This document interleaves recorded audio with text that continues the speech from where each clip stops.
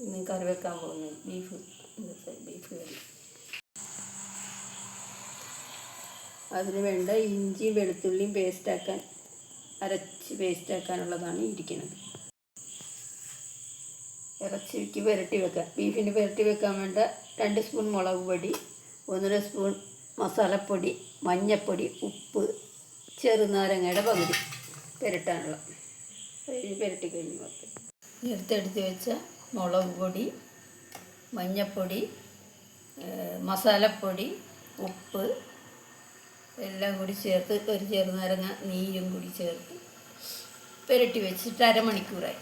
ഇതിനി കുക്കറിൽ വേവിക്കാൻ വെക്കാം.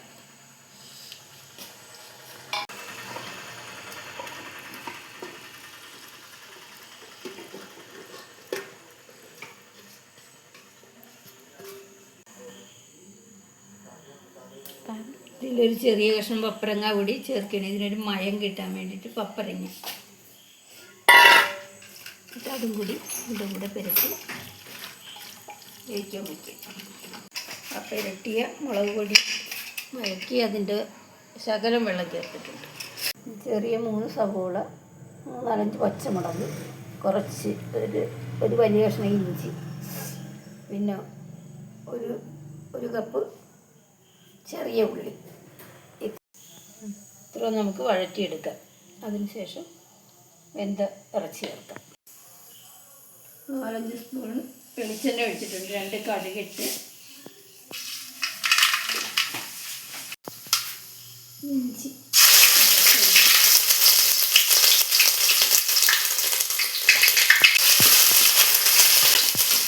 ചെറിയ 3 സവോള അരിഞ്ഞ് വെച്ചതും പച്ചമുളക് എല്ലാം ശകലം ഉപ്പില്ല. എളുപ്പം വാടാൻ വേണ്ടിയിട്ടാണ് ഉപ്പിടുന്നത്. ഉപ്പ് വാടിയതിന് ശേഷം നമുക്ക് ഉള്ളി ചേർക്കാം. ഒരു ലേശം വാടിയതിന് ശേഷം ഒന്ന് മൂടി വെക്കാം. സവോള ഇച്ചിരി വാടി വന്നിട്ടുണ്ട്. ഇനി നമുക്ക് അതിലേക്ക് ഉള്ളി ചേർക്കാം.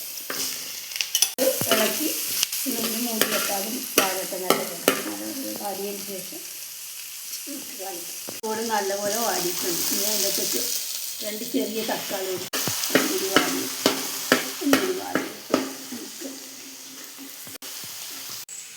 കാശ്മീരി മുളക് പൊടിയാണ്. ഒരു 3 സ്പൂൺ മുളക് പൊടി, 1.5 സ്പൂൺ മല്ലിപ്പൊടി, പിന്നെ മസാലപ്പൊടി കൂടി ഇതിലേക്കിട്ട് ചൂടാകും.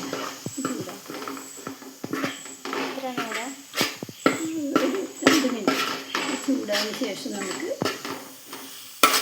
ഇറച്ചി ചേർക്കാം. ബീഫാണ്. ഇതിനി അതിലേക്ക് ചേർക്കാം.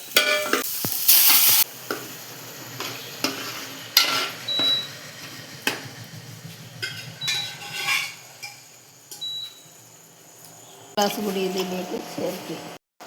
വേവിച്ച ബീഫാണ്. ഇത് ഒരു 5 മിനിറ്റ് മസാലയൊക്കെ പിടിക്കാനായിട്ട് വെച്ചേക്കാം. അതിനുശേഷം ശകലം തേങ്ങാപ്പാൽ കൂടി ചേർക്കാം. അരമുറി തേങ്ങയുടെ പാലാണ് ഇതും കൂടി ചേർക്കുന്നതിൻ്റെ അകത്ത്. തേങ്ങയുടെ പാലും കൂടി ചേർക്കണം.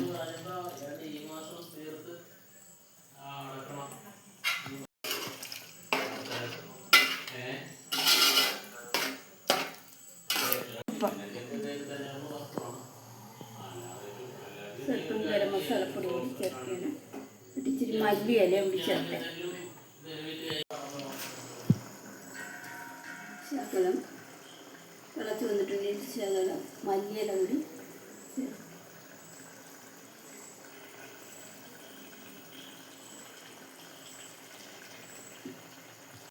2 മിനിറ്റ് കഴിയുമ്പോൾ ഓഫ് ചെയ്തേക്കാം.